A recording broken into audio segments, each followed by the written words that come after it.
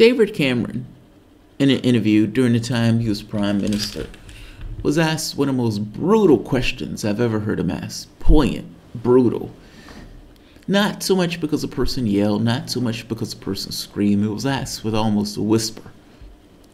And yet, he couldn't answer the question. Do you know how many more food banks have been added since you've taken on Prime Minister? The reason why this question is so brutal, so poignant, so on point, is because ultimately there has been a dramatic rise of food banks that took place when Tories took over. You don't get a dramatic rise in food banks because people just want to eat at food banks. You get them because people are desperate. They're hungry. They can't necessarily make ends meet. It means that there are more people that are vulnerable in Britain under a Tory government as they cut public services to the bone, give money to their wealthy donors and tax cuts. This question to some degree dovetails with this issue of health. I remember when my mom, at one point, when I was a kid, I think I was like 17, an old kid, but a kid nonetheless, where she herself put off surgeries that she herself needed. She was in pain, bending over, while her kid got medical attention. She did this because she thought it was better that her kid and her child got medical assistance before she did, and she was willing to suffer for that. I could not imagine if the doctor tapped me on the shoulder and say, hey, this surgery that was scheduled for today, I'm sorry, we need to postpone the surgery. Fact of the matter is, a record number of surgeries have been postponed under the Tory government because the Tory government wasn't investing in the NHS to the degree that the NHS needed investment. 18,000, let me get the number straight. 18,647 emergency and non-emergency children's operations were canceled last year, just in 1 year, according to new figures which Labour described as shameful indictment of the government's handling of healthcare. Why would you ever give over healthcare to the Republican or to the Tory party or to the Conservative Party? Why would you ever give healthcare over to the Tory party? They're going to privatize. They're going to cut it to the bone. They don't believe that the NHS should exist in the first place.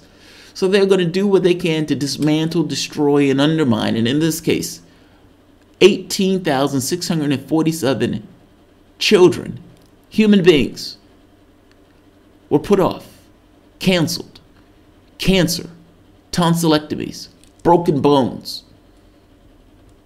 canceled. Not because of an act of God, an act of policy.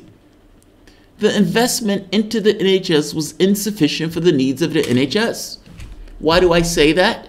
Because there were 18,647 children that couldn't get their surgeries because the resources weren't invested into the NHS to the degree that they were needed. This has nothing to do with adults. This is purely kids. Purely kids. I'm not going to keep this long. I'm just pointing out the failure of the Tory party, the failure of the Theresa May government, the failure of the David Cameron government, failure of Tory austerity. These are human beings. People just like you. The person with the broken bone where it hurts. Imagine your child having a broken bone. Imagine your child having cancer.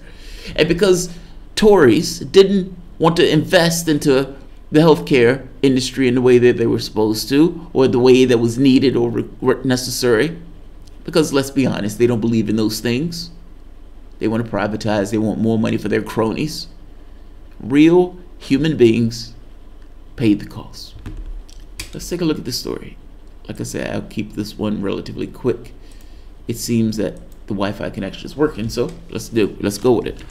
A record number of 18,647 emergency and non-emergency children operations were canceled last year, according to the new figures which Labour described as shameful indictment of the government's handling of healthcare. Over the last 8 years, 117,936 children operations were canceled, according to the data obtained by party from the NHS trusts under the Freedom of Information Act.